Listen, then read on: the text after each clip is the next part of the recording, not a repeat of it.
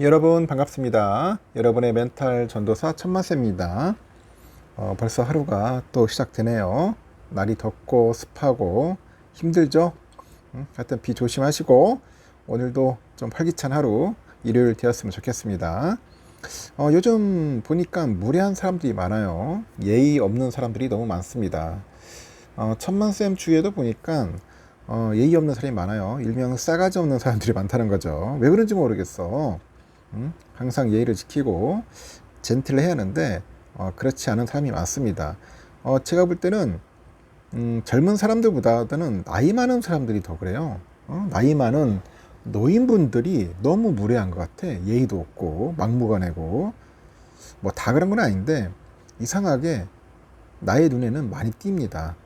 나이 먹으면은 좀 젠틀하고 매너가 있었는데 아주 추한 모습을 많이 보이는 것 같더라고요. 하여튼 무례한 사람을 우리가 기선 제압해야겠죠. 어떤 말이 필요하냐? 첫 번째, 큰일 날 소리를 하시네요 라고 말해주는 겁니다. 무례한 사람에게는 그의 잘못된 언사를 강하게 짚어줘야 합니다. 상대방의 눈을 피하지 말고 또박또박 분명한 목소리로 말을 하자는 거죠. 두 번째는 따지지 말고 선포하기입니다. 무례한 사람의 말을 따지고 비판하려 들기보다는 이 일을 기억하고 있겠습니다. 다른 사람에게도 알리겠습니다. 이렇게 내가 앞으로 할 일을 비장한 톤으로 선포를 해야죠. 세 번째는 무례한 말을 한 의도를 묻깁니다. 상대방의 눈을 보면서 직접적으로 무례한 말을 한 의도를 물어보세요.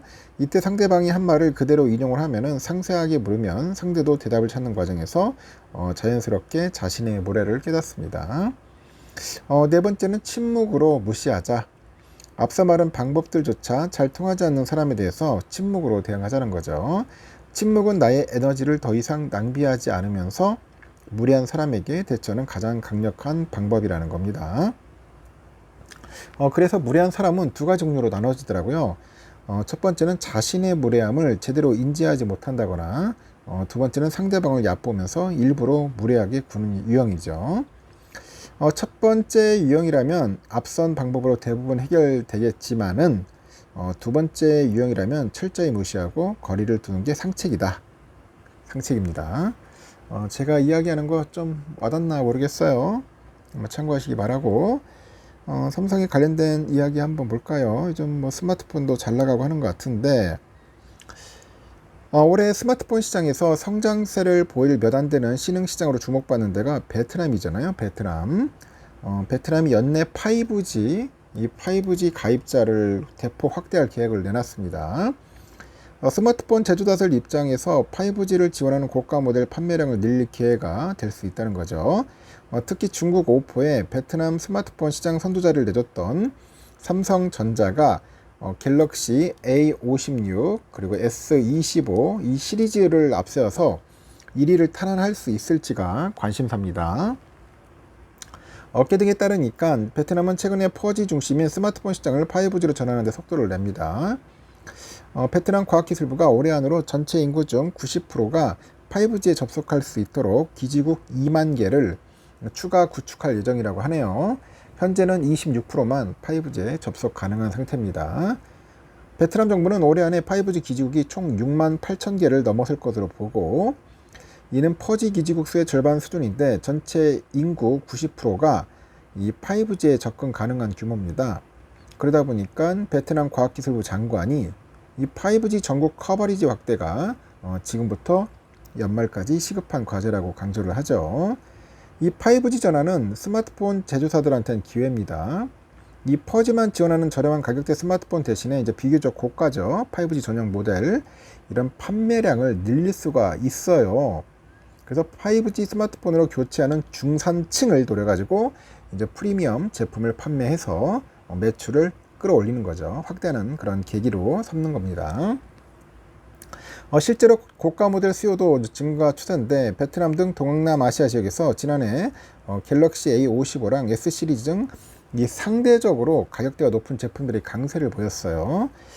아이폰 사례를 봐도 프리미엄 폰 수요가 높다는 점을 알 수 있고 이 베트남 사용자들은 아이폰 제품군 중에서 가장 고가 모델이죠. 프로맥스 이 판매량이 가장 많았답니다.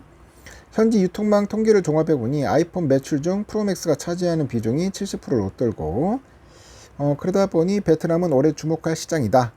베트남이 5G 추진은 이 브랜드들이 5G 포트폴리오를 확장하고 이 성장하는 중산층을 공략할 기회를 제공한다고 분석을 합니다. 삼성은 갤럭시 A56, A36, A26의 중부평 그 모델 전용 모바일 AI죠. 어썸 인텔리전스를 탑재해서 프리미엄 폼 사용자들 구매 심리를 자극해요.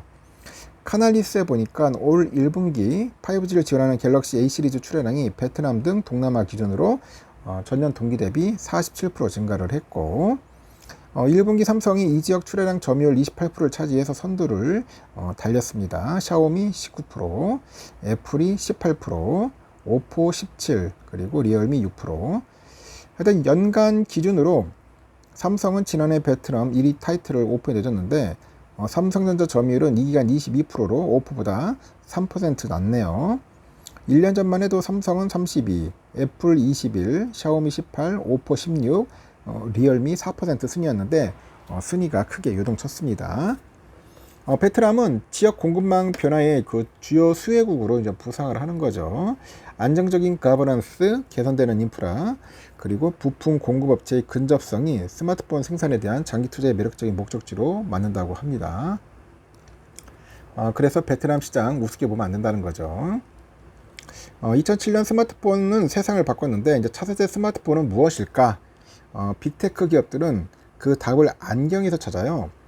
10년 전 스마트 글라스에 도전했다가 실패했던 구글, 또 기기전쟁에 돌입한 메타, AI 생태계를 구축 중인 애플과 삼성까지 챗 GPT로 촉발된 생성형 AI 붐을 타고 이제 스마트 글라스 시장이 뜨겁게 달아오릅니다. 스마트 글라스는 시선을 명령으로 삼아요. 단순히 시각적 정보를 겹쳐 띄우는 게 아니라 사용자의 눈동자를 따라가면서 맥락과 정보를 파악하고 미술관에서는 그림만 응시해도 작가 정보를 설명하고 외국어 간판은 자동 번역, 스마트폰이나 스마트워치보다 직관적인 능동형 인터페이스 기기죠. 스마트 글라스의 전망을 밝아요. 그래서 보니까 카운트포인트 리서치 보니까 스마트 글라스 시장이 2024에서 29년 연평균 80.5%를 성장할 것으로 봅니다. 2030년 시장 규모가 82억 6천만 달러에 이를 것으로 보고 있고 이 스마트폰 보급은 이미 정점을 찍었고 터치 스크린 혁신도 한계에 도달했다. AI, AR 웨어러블이라는 스마트 글라스의 삼각축이 스마트폰 이후로 플랫폼을 결정될 거라고 합니다. 근데 스마트폰 보니까 스마트 글라스 보니까 시장의 선두주자가 누구냐? 메타입니다. 메타. 메타는 애플과 구글의 OS를 거치지 않고는 자사 콘텐츠를 소비자에게 전달할 수 없는 현실의 문제의식을 가져왔는데 마크 저커버그가 블룸버그 인터뷰에서 모바일 플랫폼 수수료나 불합리한 규제가 없었다면 우리는 훨씬 더 큰 기업이 되었을 것이다. 이런 이야기를 해요. 실제로 메타가 2013년 버피 프로젝트라는 이름으로 자체 스마트폰 개발을 시도한 바 있는데 여기 HTC 단말기에 페이스북 앱을 얹은 수준에 그친 페이스북 폰은 실패로 끝났다. 이후로 저커버그가 선택한 대안이 AI 기반의 스마트 안경이라고 합니다. 그래서 2021년부터 글로벌 아이웨어 브랜드 레이벤과 손을 잡고 스마트 안경 개발했고 1세대 제품은 카메라 스피커를 탑재했는데 큰 주목을 받지 못하고 23년 출시된 2세대 제품이 내장 마이크랑 카메라로 환경인식과 음성 대화 기능을 구현해서 성공했고요. 레이벤의 모회사 CEO도 불과 몇 달 만에 2세대 제품이 1세대의 누적 판매량을 넘어섰다. 그런 이야기를 하고요. 올해 또 10월 출시 예정인 3세대 모델 그 메타가 처음으로 본격적인 AI 스마트 글라스라고 부르는 제품이 있어요. 퀄컴의 AR 전용 칩셋 스냅드래곤 AR2하고 720p짜리 마이크로 엘코스 디스플레이를 탑재했다고 합니다. 그래서 요즘 그 메타가 이쪽에 신경을 많이 쓰고 있다는 거예요. 그 애플, 구글, 삼성도 이제 반격을 하겠죠. 구글과 삼성은 연합전선을 형성을 했고 구글은 2013년 야심차게 구글 글라스를 선보였는데 뭐 배터리 문제, 무게감, 디자인, 혹평을 받아가지고 2년 만에 사업을 접은 바 있습니다. 삼성은 올해 무한이라는 이름의 헤드셋을 출시할 것 같네요. 내년에는 해안이라는 프로젝트명으로 스마트 안경을 선보일 예정이라고 합니다. 무한은 안드로이드 XR이 적용된 첫 제품인데 실사용성과 성능을 점검하는 약간 테스트베드 격의 제품이라고 합니다. 내년 출시될 스마트 안경은 무게 50g, 155mAh의 배터리를 탑재할 거라고 합니다. 앞으로도 삼성전자 잘 만들어가지고 대박 쳤으면 좋겠습니다. 여기까지 하겠습니다. 여러분 좋은 하루 보내십시오.